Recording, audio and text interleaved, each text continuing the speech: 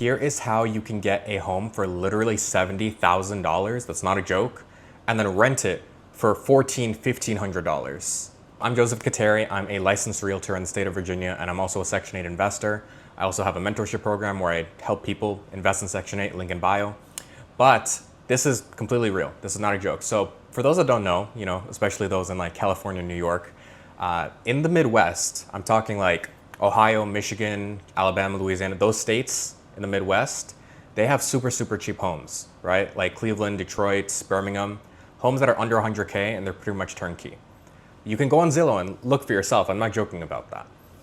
And you might be wondering, okay, but these are like terrible areas, super high crime rate, or just bad neighborhoods, or the home needs a ton of rehab.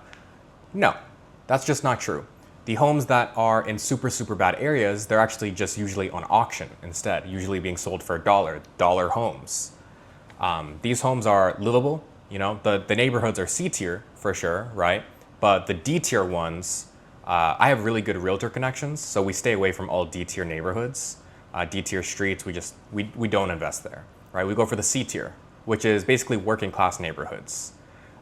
We usually buy like near schools or churches, etc. So the homes are, in at least okay areas, and they're going to rent, and this is the kicker here, to Section 8 tenants. Now, Section 8 has a very bad rap.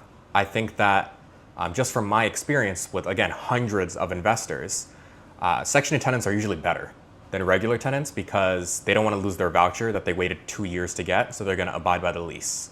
You guys just somehow get the crackheads, and that's on you for not screening them properly.